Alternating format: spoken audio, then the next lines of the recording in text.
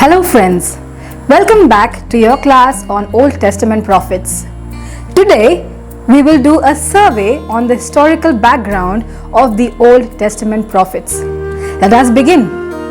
Israel's history can be divided into 4 periods. Hence, the Old Testament prophets can also be grouped under these 4 periods. The 8th century prophets, the 7th century prophets, the prophets of the exile, and the post-exilic prophets. The 8th century prophets are Amos, Hosea, Isaiah, Micah, Jonah. The 7th century prophets are Jeremiah, Nahum, Habakkuk, and Zephaniah. The exilic prophets or the prophets of the exile are Ezekiel, Obadiah, and Daniel. The post-exilic or the prophets of post-exile are Haggai, Zechariah, Joel, and Malachi. We have to remember that the period of or the dates of these prophets are not so sure. Let us now look at the early history in the Promised Land. The book of Joshua. Let us look at the theological theme of the book of Joshua. The theological theme of the book of Joshua is God's faithfulness to His covenant promises, first to the patriarchs, then to Moses, and now to Israel. The book of Joshua narrates a successful time in the history of Israel. Joshua led Israel successfully into Canaan, the promised land, where they occupied many cities and territories. But by the end of the book, we realize that Israel's conquest of Canaan was never complete, and they lived alongside with the Canaanites and others. This was a problematic situation. Canaan was a land of small independent cities with no central authority. Egyptian power over Canaan had now weakened and the Hittite Empire had collapsed. So it was easy for Israel to conquer the land. Now let us take a look at the book of Judges. The name of the book comes from the Hebrew word Soptim, which signifies the function of the judge as a ruler, savior, and deliverer. This was primarily a military role rather than a judicial one. Judges is the story of the history of different tribes of Israel from the death of Joshua till the birth of Samuel. This is a period of instability and no central uniting leadership. There is a vicious cycle that repeats itself in the book. This is called a literary or theological cycle, which is seen in the book of Judges. This has 5 parts. First, the people commit sin of idolatry, which leads to God's judgment in the form of invasion by the enemies, which leads to people to repent and call upon God for help, which leads for God to raise a judge or deliverer for the people. And then lastly, we see there is a period of peace. But after a certain time, again the people start sinning and that cycle repeats itself. The main message of the book of Judges is God will keep His promise if the people are faithful to Him. There was a complete lack of unity among the tribes.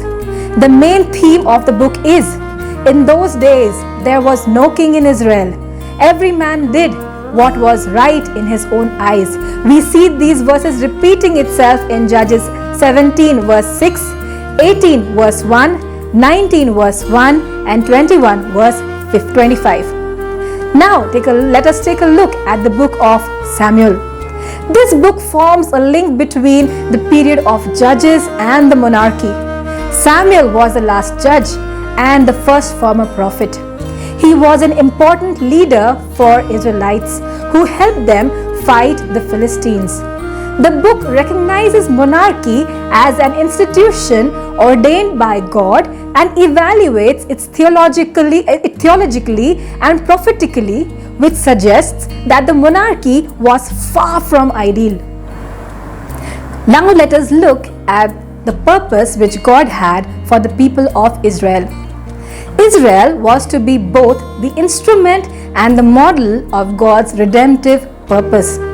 God desired to establish a completely different God-centric community with a God-designed ethics, committed and obedient to His ways, with righteousness and justice as its foundation. The power here rested with the people at the base, not with the king at the top of the pyramid. God's plan was theocracy, which is the highest form of society with God as their king. And this made Israel stand out differently among the other nations. The society was meant to protect the marginalized against the privileged, but it gradually reversed with the installation of the monarchy. Now let us look at the demand which the people made before God. Sadly, Samuel's sons failed to follow the footsteps of their father and led with injustice. The people desired to be like the other nations with a king as their leader. Both these conditions led to the rejection of theocracy and the demand for monarchy. Let us begin with the prophetical sections. Let us now look at the 8th century prophets. We will be dividing this period into 3 parts. We will club all the 3 periods into 1020 BC to 750 BC. Let us look at the first part of the 8th century, the early years of monarchy. These were the early days of monarchy, from the establishment of the monarchy to the rise of the writing prophets. We can observe a close connection between the prophets and the rulers. This is clearly seen in the anointing of the first King Saul by Samuel. Let us look into the life of King Saul. Saul was according to what people desired their king to be like: tall, brave, and very powerful warrior. But he failed in the sight of God, as he did not rely on God but on his own resources and will. God then appoints and anoints David, a man after his own heart, through Samuel to be the next king.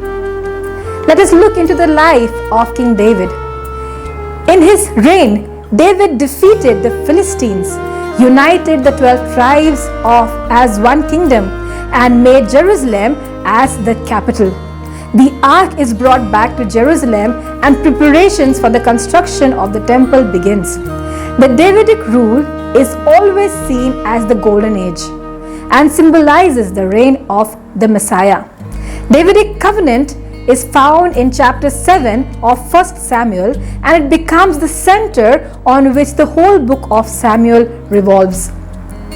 Prophet Nathan was a prominent figure during David's reign. An important task of a prophet was to be a political advisor to the king.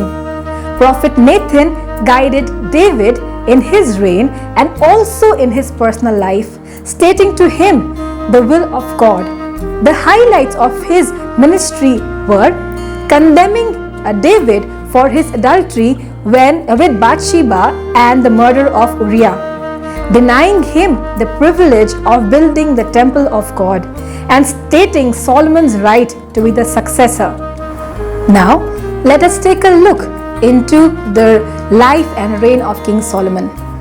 Chronicles narrates about the building of the temple by Solomon, for which David made most of the preparations. Solomon began well but ended bad.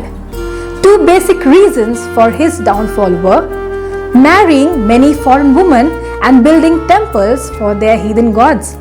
Second reason was using forced labor from the Israelite community, which was forbidden by the law of Moses. The second reason led to the revolt by Jeroboam against Rehoboam, and the kingdom split into 2, the northern and the southern kingdoms. Prophet Abijah was the prophet during Solomon's time. He prophesied the division of Solomon's kingdom. Prophet Elijah was a man of different temperament and style. Elijah means Yahweh is my God. He ministered during the reign of King Ahab in Israel, in the northern kingdom. He declared 3 years of drought because of Ahab's sin of worshipping Baal. Baal was the lord of thunder and rain. He confronts Baal's priests on Mount Carmel, defeats and executes them, appoints king of 2 nations, challenges and condemns Ahab and Jezebel for killing Naboth. In 2 Chronicles 21, 12 to 15, it says he also had a writing ministry. The greatest privilege of Elijah was to stand with the Son of God on the Mount of Transfiguration and talk to him about his coming death. He appoints Elisha as his successor and is taken into heaven in a whirlwind. Malachi chapter 4 verses 5 to 6 foresee him in the appearance of the forerunner of the Messiah, which is fulfilled in John the Baptist. Elijah is seen as a type of John the Baptist in the Old Testament. Now let us take a look at the life of Prophet Elisha. He has a very different personality. His ministry was much longer in comparison to Elijah. He prophesied during the reigns of Jehoram or Joram, Jehu, Jehoahaz, and Jehoash or Joash. He began his ministry near Jericho and moved to Bethel, where he started prophetic schools or group called Sons of Prophets. His ministry was quite wide and included teaching, raising the dead, providing food, multiplying loaves and grain, miracles related with nature, healing, saving the kingdom from enemies and disaster, raising a dead man even after his own death. Elisha is seen as a type of Christ in the Old Testament.